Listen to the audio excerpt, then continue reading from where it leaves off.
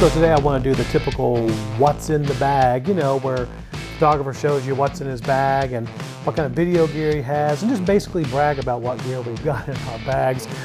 Anyway, just going to showcase what that is. There was a couple of things I need to get out of here real quick. Hold on. Yeah, that one's always a little tight in my bag.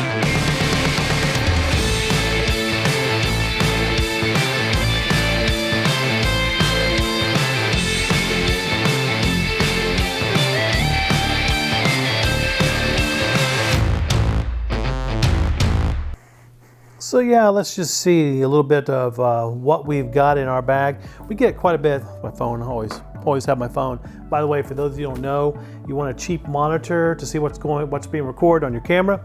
With Sony's, you can actually broadcast wirelessly to my phone, so I can actually control the camera, all settings, right from my phone. It's kind of cool.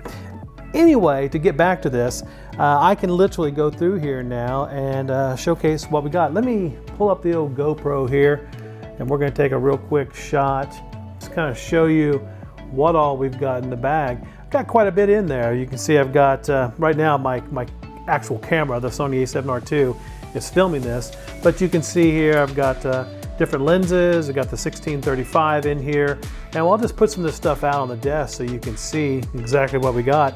But this is pretty much how I pack. I pretty much pack all my gear here.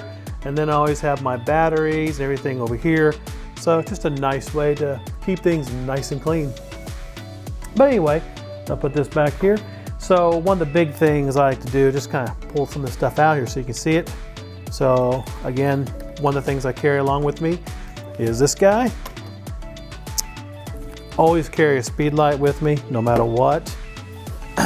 We'll talk about this in a second. So let me get this off the table here. This is always just a nice way to showcase what I've got in the bag. Some of the important things, obviously my camera is missing because I'm using it to film right now. I have another camera, this one's working better right now. But anyway, I use the Sony a7R II. That's been my go-to camera for, gosh, 4 years now. Absolutely love the camera. I need to upgrade to the a7R III or the 4, that's what I should get. But anyway, right now I'm using the a7R II.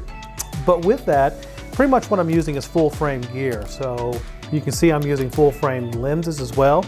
One of the ones that I use for, believe it or not, this is fantastic for portraits. This is great for just lifestyle photography and just photography in general when we do events and weddings. So this is the 7200 lens from Sony. Great lens. It's not the high speed one. This is pretty much, I think this is f4. Yeah, I think it does f4. Yeah, this is the f4 7200, and it is a great lens, but I wish I had the other, there is another version of the 7200, I think it's a 1.8, this is f4, so f4 is okay, but obviously in low light, it kind of doesn't serve me well. We have used this on weddings, and it does a great job, obviously if you get lights around you, but in low light situations with natural lighting, it kind of suffers, but still, great lens if you have the right light. I need to upgrade it obviously to something bigger. We will do that in a minute. This is my 16-35 f4 lens. This is a great lens just for running around, running gun photography, running gun videography. This is the lens I use. And pretty much we use this for almost everything we do on the real estate side of our business. I use this a lot for pretty much everything. Any of my landscape photography, if I use that for architectural or real estate, the 16-35 is my go-to lens. Absolutely love this lens. In fact, I use the 16-35 the most, and if it's not on there, I have the 85 on there as well. It does great for what you're seeing now. Another thing we always carry with us are lights. We're big into lighting. Yes, HDR is great, natural light photography is fantastic, but nothing beats using lights.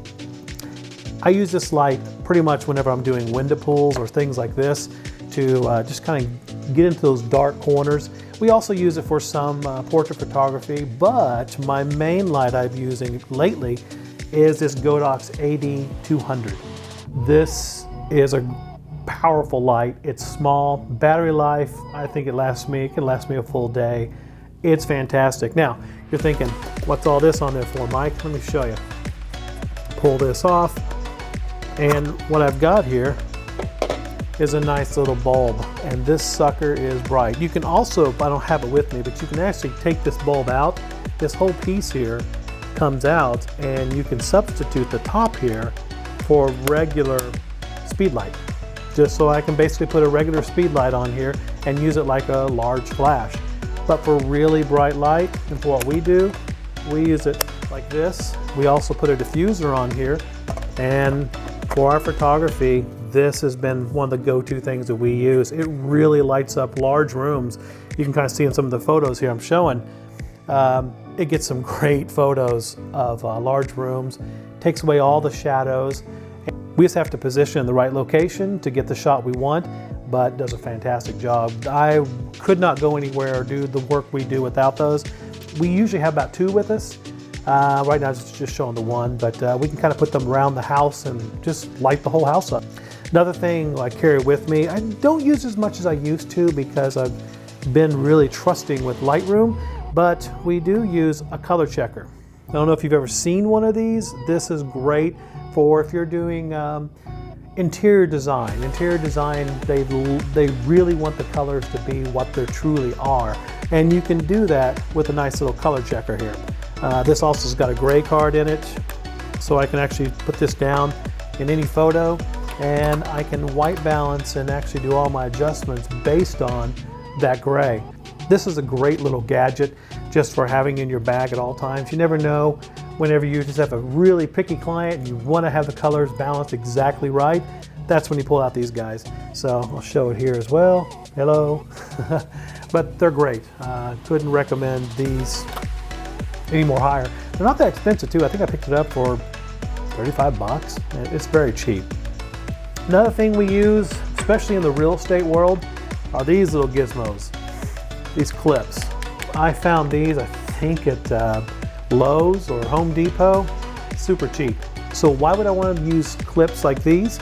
We do a lot of interior photography, especially when it comes to like bedrooms, windows, window dressings, things like this. You can use this clip to actually make the bedspread. You just clip it so it's nice and tight. Gets that nice little look. Another thing I got in my bag is, I think every photographer will know this, it's a bag of batteries. Yeah, I keep these any loops in here, and I have about 40 or so. I don't know why I got 40. Yes, I got carried away. But these little guys, we use them pretty much in most of our flashes. We'll use them. But we have other gizmos and gadgets that will always require AA's, AAA's. So I just carry a bag with me at all times. Try to keep them as charged as I can, just so that they're ready to go. This is the Godox Pro S. This is a great little trigger. I used to have another trigger that didn't have this slanted design. See this slanted design? That has saved me a lot of stress and a lot of backaches. I think I've broken probably 2 of these. So they're a little flimsy. They're made of plastic here, and that's, you know, see the little plastic? They're made of plastic, and because of that, they tend to break rather easily. The good thing is only like 50 bucks. They're not that expensive. And I just make sure I always have 1 or 2 of these as backup. Believe it or not, I've actually walked around someone's home or property, and I've tripped in a gopher hole or some kind of divot in the backyard, and I fell over with the camera. The camera goes down, this hits on top of the ground and snap, and it breaks it off right at the base. It's happened to me twice, but gotta be more careful. But bottom line is, they are fragile, still necessary. Just keep them around at all times. Another thing I carry, yeah, this guy. Most of you know what this is. This little guy helps me a lot because I think my wife, she helps me edit a lot of the photos, but she does a lot of our editing photos, and she hates seeing spots on the lenses. We always keep the lenses, you know, pretty clean. We're always cleaning our lenses, making sure they're nice and clean. But areas like up inside the lens can get a little nasty. So this is a nice way without touching the lens to actually blow out dust, pollen, who knows what's in there. And also on Sony on mirrorless cameras, you don't have a giant mirror protecting your sensor. So it's always nice to be able to go in there and not touch the sensor and blow some air on that sensor and get the dust and pollen off it. Always have one of these, especially if you're in the mirrorless world. It's just, you got to. So another piece of equipment I always carry in my bag is one of these Rotolight Neo 2s. These are great. These are great, especially if you're a videographer and you're doing photography, because you can actually use this as a flash. It does a really good job. But the biggest thing I use it for is light, because we actually use this as an LED light during taking photos of some of our clients. I don't need to necessarily use a flash. I can put them in a corner and I can light their face the way I want to and actually see what it looks like before I ever take the shot. It's fantastic.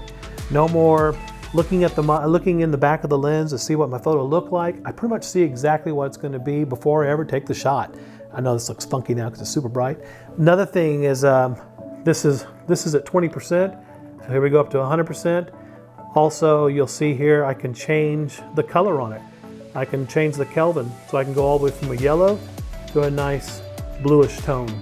So these are great just for having around, especially if you're a photographer, because I can literally put 1 or 2 of those up around my subjects. It could be a family, it could be children or whatever that I'm taking photos of, light them up the way I want to, and see what it looks like before I ever pull the trigger. It's great, saves me a lot of time. Highly recommend these little gizmos, they're great. I'm also, I think I showed that to you in the last video, and we'll go into these later. I'm also using the Rotolight EOS's in the background. They're the big brother to these. They're much bigger, but they put out wonderful light, as you can see. So I was talking about this guy here. This is an Insta360 1X. So I just keep it in its case. Small little booger. It's itty bitty. But this is a 360 camera that shoots about 5.7K in video. It's pretty impressive. We use this for a lot of behind the scenes footage. We use it for sometimes, like I have a video showcasing how I used it one time. It looks like a little small drone following me around. It shoots everything in 360. So I can actually record something in the background and just not even really worry about it. I can set this on top of my camera on the hot shoe if I want and just take video. The beauty is that I can actually look at everything in 360 because it captures everything in a giant bubble around you. So later you can go into post and you can literally, in Premiere or whatever tools you want, you can frame the shot in that 360 bubble exactly where you want it. Pretty cool. And you just take that footage, put it into your video, you got what you need. So I don't necessarily have to worry about the shot. Am I going to get that angle? Am I going to get a close-up shot? Or am I going to get, you know, someone behind me doing something silly? With the 360 camera, I get it all. So I can actually zoom in, I can do whatever I want with that footage after it's taken care of. Great, just a great way to showcase more what you're doing. Living in Texas, you have to do certain things to keep yourself not so miserable, especially in the hot summer months and the springs. You know, our winters down here are beautiful. Don't let anybody tell you different. It's one of our hidden secrets. We don't tell everybody. I mean, it's 50 degrees outside in January. We love it. But bottom line is our summers can be brutal and we do have a lot of bugs. So one thing I always keep in my bag is bug protection. Yes, this is Deep Woods Off. There's been some times I've forgotten to actually bring this with me, and let me tell you, I've been miserable. Come home with whelps all over my body, and having this guy with me really keeps the bugs away. So living in Texas, any type of photography that's around lots of outdoorsy, bugsy type things, carry some protection with you. Yes, you know, this is always carry protection with you, always. So bottom line is that's something that I just keep with me. So yeah, if you're a photographer, you work outdoors, always carry protection, always. Okay, so that's pretty much, I think I got everything I can showcase. What's in my bag. Obviously my bag changes. There's some certain things I'm using on the shelf back here that I'm just not showcasing now. There's, you know, we use sliders, we use drones. Obviously those will fit in my bag. I probably should, if I wanted to, stuff some in there. That's pretty much what I have. If you have any questions, you want to know what we have, look in the links below. You should be able to see pretty much all this gear laid out for you. You can see the pricing on it and what we kind of use this stuff for. Again, I can't say it enough. We thank you for the subscriptions we're getting. We're getting a ton of them. I think I got my please subscribe in the background. So please, please, please hit the button down below, subscribe to our channel, help us grow this into something bigger, help us grow it into you know, more gear reviews and just kind of behind the scenes footage of what we do. Again, thank you so much for joining us on this video. We will see you in our next video, and thank you very, very much. Bye-bye.